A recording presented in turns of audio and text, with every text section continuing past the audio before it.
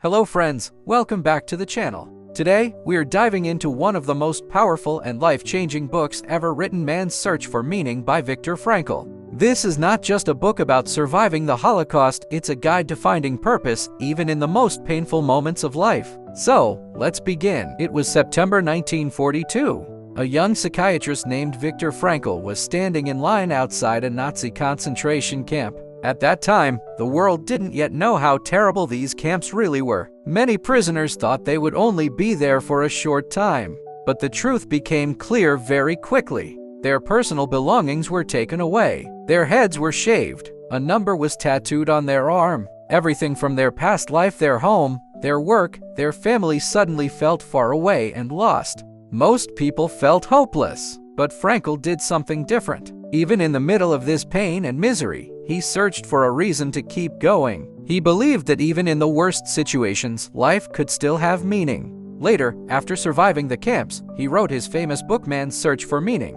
In it, he shared what life was really like for the prisoners and explained his new therapy idea called logotherapy, the belief that finding meaning in life is the most powerful thing a person can do. Frankl's message is simple: if life is full of suffering, then meaning is the thing that helps us survive it. During his 3 years in Nazi concentration camps, Viktor Frankl discovered that there are 3 main ways a person can find meaning in life: through work, through love, and through suffering. He called this idea the will to meaning. Frankl often thought about the work he wanted to accomplish if he survived. He would imagine finishing his book, expanding his theories on logotherapy, and contributing further to the world of psychology. When he first arrived at Auschwitz, his nearly completed manuscript was confiscated. But instead of giving up on it, he kept rewriting it in his mind page by page, holding on to the vision of one day bringing it to life. Love, too, gave him strength. Frankl was separated from his wife the moment they arrived at the camp. He didn't know if she was alive or if he would ever see her again.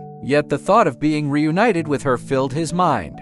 In some moments, he even felt as if she was standing right beside him. Later, he would learn the heartbreaking truth: his wife had died in Auschwitz, likely just a few miles from where he was imprisoned. Even so, the hope and love he felt for her had helped carry him through the darkest days. Frankl's mindset allowed him to endure the daily hardships of life in Auschwitz and Dachau. Rather than dwelling on the life he had lost, he focused on finding meaning in whatever moments he could. Whether it was imagining his future work or feeling connected to his wife, he discovered that even suffering could hold purpose, because suffering, he realized, is an unavoidable part of being human. Much of Man's Search for Meaning centers on Viktor Frankl's idea of logotherapy, first shown through his personal story, then explained as a psychological method. Logotherapy is a branch of psychology focused on helping people discover meaning in their lives. It became known as the Third Viennese School of Psychotherapy, following the work of Sigmund Freud and Alfred Adler. Where Freud emphasized pleasure and Adler focused on power,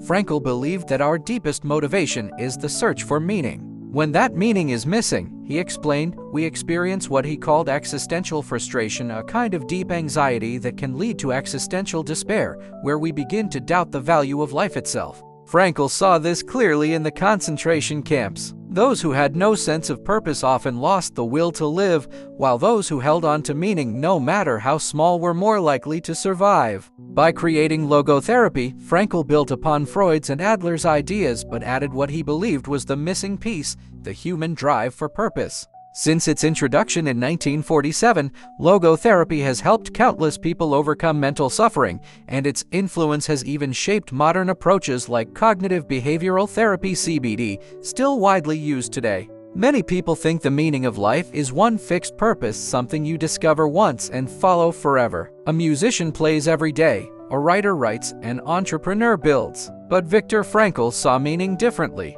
To him, meaning isn't fixed, it's personal, and it changes over time. Instead of holding on to one lifelong mission, Frankl believed we must find meaning in each moment. This requires a kind of mindful attention, constantly noticing what truly matters to us right now. How do we do that? Frankl suggests a simple shift in perspective. Instead of asking, "What is the meaning of my life?" imagine that life itself is asking you.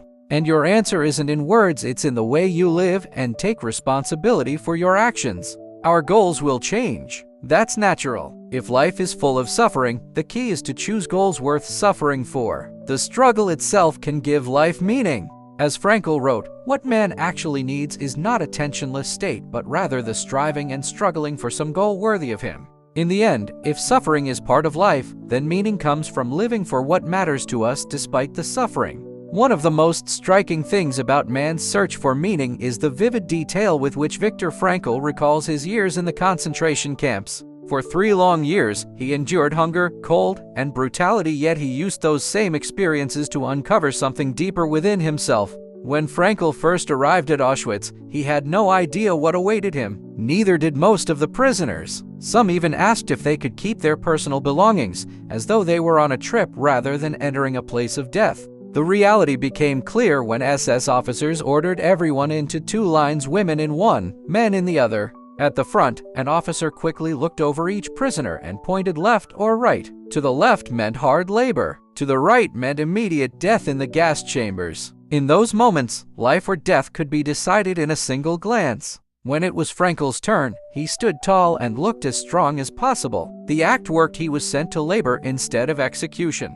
But more than survival, Frankl had made a conscious choice to control his attitude, even if he could not control his circumstances. He later wrote, "Everything can be taken from a man but one thing, the last of the human freedoms, to choose one's attitude in any given set of circumstances, to choose one's own way." From that moment forward, Frankl stopped focusing on what he couldn't change. Instead, he chose to face each day with composure, accepting his situation while holding on to his inner freedom. In the words of the Stoic philosopher Epictetus, circumstance does not make the man, it reveals him to himself. Even in the midst of the camp's physical and mental torture, Viktor Frankl believed it was still possible to experience a deep inner life.